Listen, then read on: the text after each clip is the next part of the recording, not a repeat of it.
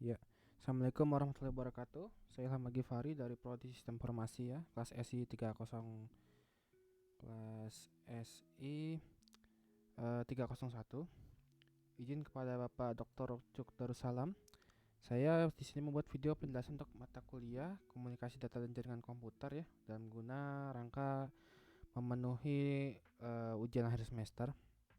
Oke, di sini soal pertama disuruh katanya menjelaskan mekanisme pengiriman data dalam jaringan komputer dan sebutkan komponen utama yang dilibatkan dan suruh untuk membuat dalam bentuk diagram gitu ya. Oke, jadi pada dasarnya gitu ya, proses pengiriman data itu di jaringan komputer itu eh, ada mekanismenya gitu ya yang ngatur. Kan pertama tuh mulai dari pengirim atau sender gitu ya, mengirim data ke penerima atau yang kita biasa sebut receiver.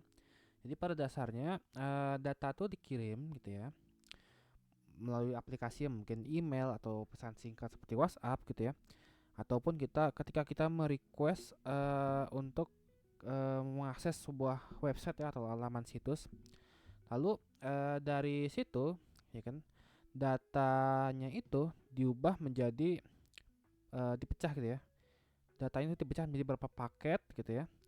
Yang dimana ini tuh jika data besar gitu nanti dipecah jadi paket-paket kecil gitu. Jadi biar ini tuh eh, mengurangi resiko adanya korup data. Misalkan sekali kita ngirim data gede, misalkan itu rusak kan pasti langsung korup semua datanya.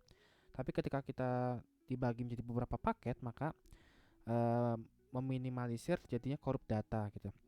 Dan ini memberikan solusi ya agar data lebih mudah dikirim gitu. Dan juga tiap paketnya itu diberikan informasi ya seperti IP address gitu ya. Terus alamat pengirimnya dari mana gitu ya. Terus juga ada protokol jaringan yang ngatur juga nih buat ngontrol informasi data yang lewat kayak protokol TCP sama IP. Ya di mana TCP itu buat ngatur biar data tuh saling berurutan gitu ya pengirimannya. Lalu juga kalau IP ya buat memastikan pengirimannya itu sampai ke alamat atau address tujuannya gitu.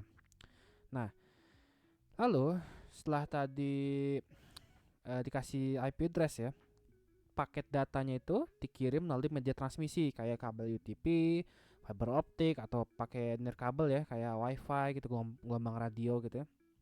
Yang dimana paket tersebut gitu ya selama pengiriman itu melewatin device-device nih kayak router, switch gitu ya.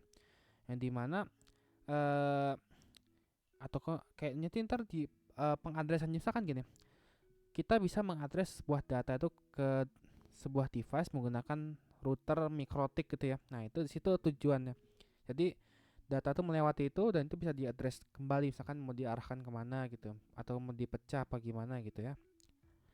Lalu pada akhirnya gitu ya data tuh sampai ke device penerima misalkan gitu ke HP gitu misalkan atau ke komputer yang dimana si datanya itu diperiksa dulu nih ada yang korup nggak ada yang kurang nggak kalau misalkan ada yang kurang ya di request lagi biar dikirim tambahannya gitu ya kalau misalkan udah oke gitu ya, maka datanya disusun nih disusun jadi satu data utuh yang kayak awal gitu ya baru kalau udah lengkap nih udah bener datanya itu diproses di aplikasi di device penerima gitu ya.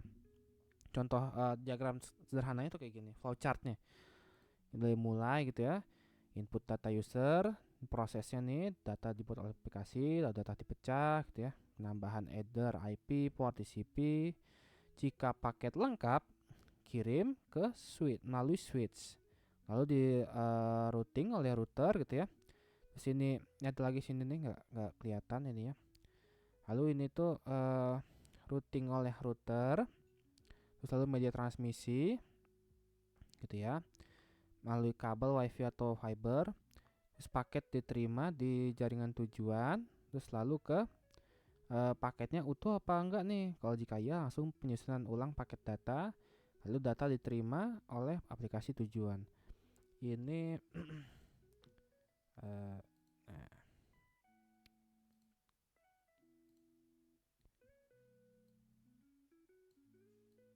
gitu ya Nah, oke, jadi begitu urutannya. Oke, lanjut. Ini menunjukkan bahwa ternyata gitu ya, banyak komponen-komponen terlibat nih dalam proses pengiriman data. Kayak contohnya sender, receiver gitu ya. Terus juga ada media transmisi kayak kabelan, fiber optik gitu-gitu ya. Lalu juga perangkat jaringan kayak switch, router, gitu, mikrotik, dan juga yang terakhir ada protokol jaringan yang ngatur nih kayak protokol TCP yang buat ngatur data itu harus berurutan dikirimnya. Lalu ada IP address, ada HTTP. Itu HTTP itu protokol dasar untuk jika kita merequest untuk mengakses sebuah website laman situs. Juga ada FTP. Kalau FTP itu kita buat mengupload file ya, ngupload file atau mendownload file dari sebuah server tuh pakai protokol VTP, FTP gitu agar pengiriman datanya ini dapat berjalan dengan lancar dan lengkap gitu ya. Oke, lanjut nomor 2 di sini untuk menjelaskan proses encoding data dan modulasi data yang digunakan dalam jaringan komputer gitu. Oke. Pada dasarnya encoding data itu tuh sebuah proses ya, di mana itu mengubah data digital menjadi sebuah bit yaitu 0 dan 1 gitu. Yang dimana jadi data digital bit 01 itu diubah jadi sinyal digital gitu. Yang dimana datanya ini agar bisa ditransmisikan gitu ya melalui media jaringan kayak kabel tembaga dan juga fiber optik gitu. Nah, tahapannya itu dimulai dari kita tuh punya data digital gitu ya kayak gambar, teks, video gitu. Lalu ini diubah menjadi bit binary. Lalu tiap datanya ini dikasih sebuah representasi sinyal gitu ya, yang dimana itu tuh dikasih oleh tegangan listrik atau cahaya gitu ya. Nah, setelah itu terciptalah nih sebuah sinyal digital yang kita hasilkan dari teknik encoding gitu ya. Dan dimana sinyalnya ini nanti dikirim melalui kabel UTP, koaksial ataupun fiber optik gitu. Nah, lalu untuk modulasi data itu pada dasarnya adalah proses gitu ya. Proses sinyal digital tadi itu diubah menjadi sinyal analog gitu dengan memanfaatkan sinyal pembawa atau kita sebutnya carrier gitu ya, carrier yang dimana agar si datanya ini dapat dikirim melalui transmisi analog seperti gelombang radio atau kita sebut dengan wireless gitu ya. Untuk tahapannya sendiri itu dalam modulasi data ini itu pertama datanya yang kita peroleh dari aplikasi ini yang sudah di framing, dah di error control dan di encoding ini tuh lalu ini tuh di sistem komunikasi ini menghasilkan sinyal analog nih atau gelombang sinus yang dimana ini tuh bertujuan untuk menyediakan media analog yang bisa nanti kita modifikasi gitu. Lalu data-data yang telah diubah ke bit nih dipetakan lagi nih jadi simbol atau kita sebut simbol mapping. Nah, dengan banyaknya bit per simbol yang dihasilkan dari hasil simbol mapping ini, kecepatan pengiriman data itu meningkat gitu. Dan sudah pasti dibutuhkannya adanya kualitas sinyal yang lebih tinggi gitu. Nah, untuk selanjutnya itu dilakukan pengubahan ya karakteristik carriernya pakai modulasi amplitude, juga bisa pakai modulasi frekuensi, modulasi fase dan modulasi gabungan gitu. Nah, setelah hasil modulasinya ini menghasilkan sinyal analog gitu ya. Sinyal analog ini bersifatnya kontinu, berkelanjutan gitu ya. Di mana sinyalnya itu siap nih tinggal dipancarkan melalui perangkat-perangkat gitu ya. Yang dimana nanti eh, diperlukannya penguatan dan penyaringan sinyal nih agar si itunya apa namanya datanya itu sinyal datanya itu mampu menjangkau jarak tertentu. Sedangkan penyaringan atau filteringnya ini bisa digunakan untuk menghilangkan noise atau juga untuk membatasi bandwidth dari jaringan gitu ya. Nah, sinyal yang sudah termodulasi dikirim pakai gelombang radio ya atau media analog, bisa juga pakai udara. Yang dimana kalau setelah sinyalnya itu sampai ke penerima, dilakukan lagi namanya demodulasi. Tadi kan modulasi, namanya demodulasi. Jadi dikebalikannya. Tadi kan digital ke analog, ini analog ke digital gitu. Jadi setelah itu datanya dikirim diproses di aplikasi gitu ya. Lanjut. Nah, nomor 3 nih ditanyakan jelaskan mengapa dalam transmisi data jaringan komputer terjadi bit error. Yang pertama, kita itu harus tahu pada dasarnya bit error itu kan terjadi ya karena ada gangguan nih selama transmisi data seperti noise gitu ya, redaman, distorsi, interferensi dan ya macam-macam masalah sinkronisasi. Contohnya itu kayak misalkan munculnya thermal noise gitu ya. Jika suhu di perangkat elektronik tuh meningkat atau juga kayak misalkan dampak dari media transmisinya itu kualitasnya buruk gitu ya. Nah, itu bisa juga menyebabkan ini bit error gitu ya. Nah, dengan adanya bit error ini, dampak kerugian yang diterima itu seperti kayak bit yang diterima sama user itu beda nih sama yang dikirim. Apa yang diterima sama receiver itu beda sama yang dikirim sama sender gitu ya. Sehingga perlunya di dalam proses pengiriman adanya kayak semacam bit error checker gitu lah. Harus ada penanganannya kayak deteksinya, terus juga harus ada koreksinya. Karena misalkan ada kesalahan-kesalahan data itu harus bisa dikoreksi sama dideteksi ya selama proses transmisi data sehingga datanya itu sampai ke receiver tuh dengan utuh lengkap gitu ya. Gitu. Oke, nomor selanjutnya nomor 4 disuruh menjelaskan metode untuk minimalkan terjadinya bit error yang maksimal. Nah, pada dasarnya bit error itu dapat dideteksi diminimalkan itu pakai namanya metode ada dua ya. Yang pertama namanya parity check, yang kedua namanya itu uh, ini CRC, metode redundancy check gitu. Metode cycling redundancy check CRC. Nah, kalau parity ini jadi pada dasarnya dia itu yang paling sederhana ya. Dia itu cuman menambahkan satu bit atau sebut juga parity bit pada data sebelum dikirim. Nah, jadi gini, pada dasarnya itu ada dua jenis. Yang pertama even parity, yang kedua ada odd parity. Kalau even parity itu misalkan di bitnya itu ada jumlah bit satunya itu harus genap. Nah, jika bitnya ganjil, maka parity bitnya diset ke 1, tapi jika sudah genap maka diset ke 0. Jadi misalkan bitnya itu ganjil, misalkan satunya cuma ada 3, nanti parity bitnya itu ditambah satu bit tambahan di belakangnya nih, itu 1. Tapi misalkan udah 4, misalkan bitnya udah genap nih, belakangnya setnya ke 0 gitu ya. Nah, kalau odd parity itu tuh jumlah bitnya tuh harus ganjil gitu ya. Jika genap maka parity bitnya diset ke 1 gitu. Contohnya kayak gini ya. Misalkan 10110001. Nah, kan ini ada satunya ada 4 nih. Maka bitnya udah genap nih. Parity bitnya 0, kita tambahkan 01 di belakang gitu. Jika penerima si receiver itu di receiver datanya itu jumlah bit yang gak sesuai, maka bisa dipastikan adanya error gitu. Nah, gitu. Sistemnya itu gitu. Cuman kelebihannya ini itu tuh sederhana ya, mudah diimplementasikan. Cuman kekurangannya dia itu nggak bisa mendeteksi semua error gitu, dan juga nggak bisa memperbaiki error ya. Dan juga bisa gagal dalam mendeteksi error jika jumlah bit-bit yang berubahnya itu genap. Nah, itu nggak bisa tuh.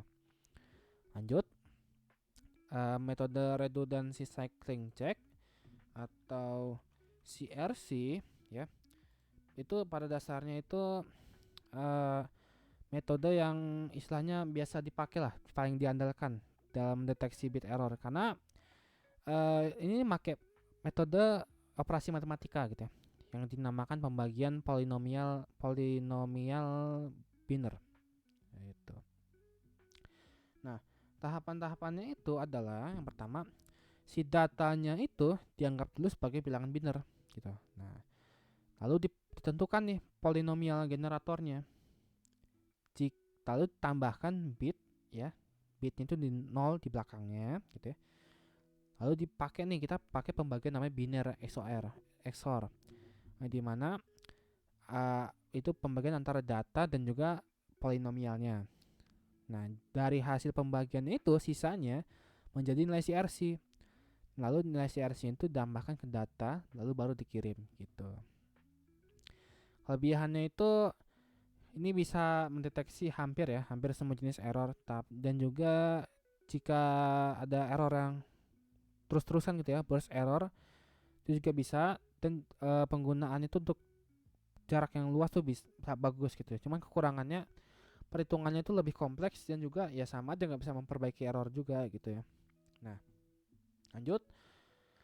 Eh, Nomor 5 disuruh menjelaskan, katanya dalam transmisi data terjadi proses delay. Jelaskan mengapa terjadi delay dan sebutkan cara untuk meminimalkan delay dalam jaringan komputer gitu ya. Oke. Delay itu kan pada dasarnya itu terjadi karena adanya kendala ya dalam pengiriman data, yang dimana itu tuh disebabkan oleh datanya itu pasti kan harus melewati nih berbagai proses teknis, juga harus lewat jaringan-jaringan perangkat jaringan kayak switch, router, segala macam, mikrotik. Nah, pasti kan ada error tuh, ada delay di situ buat pengecekan CRC segala macamnya. Yang pertama, penyebabnya itu detail itu kayak gini. Pertama ada processing delay. Yang pertama dia itu pasti karena adanya waktu pemrosesan ya di perangkat-perangkat jaringan. Kayak harus mengecek header paket, harus ngecek routing forwarding gitu ya, harus CRC check. Terus lalu ada juga queuing delay, kan pasti ada antrean nih, ada antri dalam mengirim data. Misalkan datanya itu lalu lintas jaringannya lagi padat, kan otomatis harus satu persatu nih ditunggu nih mana data mana yang harus dikirim duluan gitu ya. Itu queuing delay. Lalu ada transmission delay, yang dimana delaynya ini karena diperluin waktu buat mengirim bit ke media transmisi gitu ya. So kan dari antrian tuh juga delay lagi buat ke transmisi. Nah, itu karena misalkan ukuran datanya itu paket datanya gede gitu ya. Nah, itu kan pasti kita harus butuh sinyal yang bagus juga, butuh uh, istilah katanya bandwidth yang besar juga gitu ya. Jika bandwidth terbatas ya otomatis bakal lama gitu ya delaynya gitu. Nah, ada juga namanya propagation delay, yang dimana delaynya ini dari sender ke receiver melalui media transmisi. Biasanya karena ini ya, karena jarak fisik, bisa juga media sinyalnya gitu ya, yang jelek gitu. Itu propagation delay.